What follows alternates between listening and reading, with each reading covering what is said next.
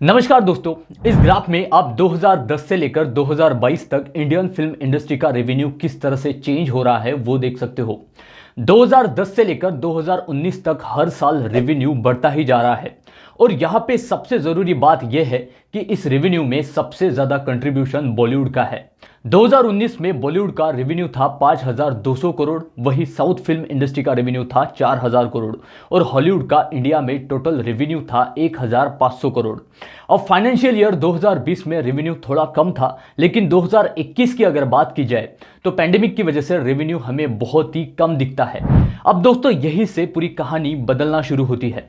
2021 के रेवेन्यू की अगर बात की जाए तो साउथ फिल्म इंडस्ट्री का रेवेन्यू था 2,400 करोड़ और बॉलीवुड का रेवेन्यू इससे आधा भी नहीं था। पूरे बॉलीवुड फिल्म इंडस्ट्री का रेवेन्यू सिर्फ 800 करोड़ रुपए था।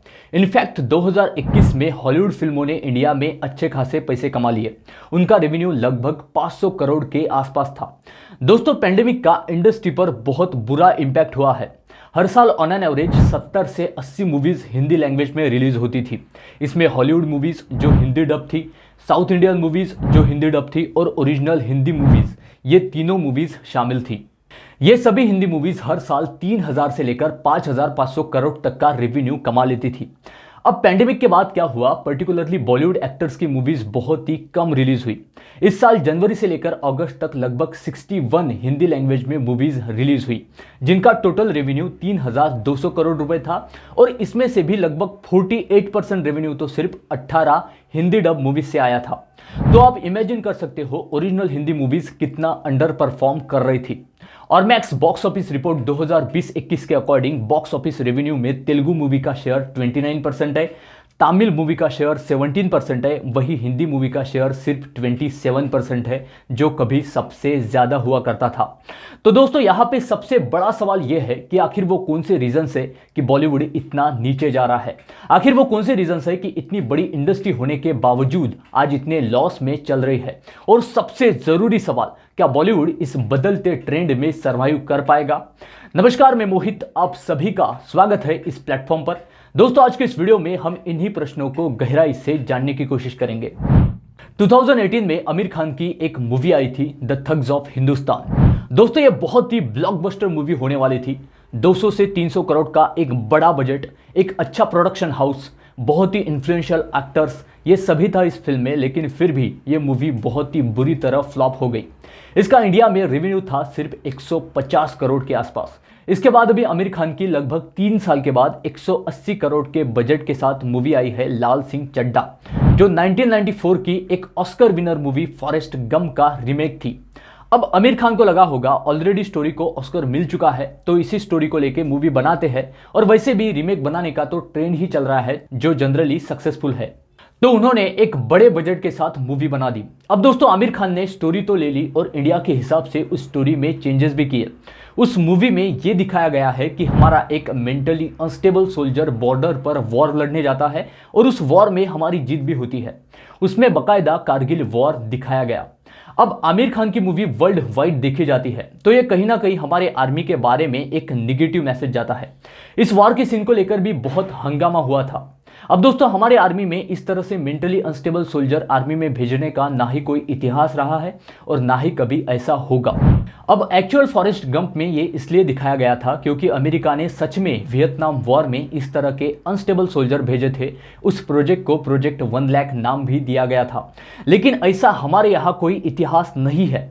लेकिन फिर भी अगर आप उसे दिखा रहे हो तो लोगों को ये कहीं ना कहीं पसंद नहीं आएगा। अब इस मूवी को लेकर एक कंट्रोवर्सी ये भी उठती है कि आमिर खान की वाइफ इंडिया में सेफ नहीं फील करती। यह आमिर खान ने बोला था अपने एक शो में। अब लोगों का कहना था कि जिस देश में आप सेफ नहीं हो उस देश में आप मूवी कैसे रिलीज कर सकते हो। इसलिए लोगों ने बाकायदा सोशल मीडिया पे ट्रेंड करके इस मूवी को बॉयकॉट किया। तो दोस्तों सिर्फ ये रीजन नहीं है, क्योंकि आमिर खान के इसी वीडियो के बाद आमिर खान की एक मूवी रिलीज हुई थी दंगल। वो ऑल टाइम ब्लॉकबस्टर रही। दंगल ने 2,000 करोड़ से ज्यादा पैसे कमाए। अब ऐसी कई मूवीज हमें दिखती है जो जनरली सिर्फ कंटेंट की वजह से हिट होती है। उसमें ज्यादा बड़ी स्टारकास्ट नहीं रहती, लेकिन कंटेंट बहुत ही कैची रहता है। फॉर एग्जाम्पल अभी रिलीज हुई कांतारा 777 चार्ली जो सिर्फ 20 करोड़ में बनी और 105 करोड़ कमाए, कश्मीर फाइल्स जो सिर्फ 15 करोड़ में बनी और 250 करोड़ के आसपास कमाए, KGF 2, RRR, पुष्पा, ये सभी मूवीज ऑल टाइम ब्लॉकबस्टर रही है और वो भी सिर्फ और सिर्फ अपने कंटेंट के दम पर।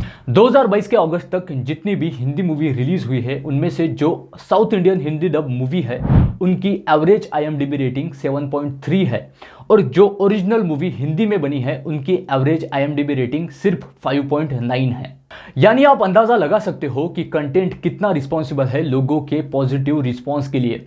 अब दोस्तों लॉकडाउन के बाद क्या हुआ, सभी अपने अपने घर पे थे और सभी को कुछ ना कुछ नया कंटेंट चाहिए था देखने के लिए। तभी इंडिया में बहुत ही fast over the top platform यानी OTT प्लेटफॉर्म्स बने। लॉकडाउन में कंटेंट कंज्यूम करने का ये सबसे सेफेस्ट वे था।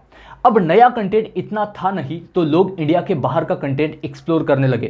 तो दोस्तों इससे हुआ क्या, लोगों का एक्सपेक्टेशन और टेस्ट एकदम से हाई हो गई और बाकी फिल्म इंडस्ट्रीज की कंपैरिजन वो कहीं ना कहीं इंडियन फिल्मों के साथ करने लगे।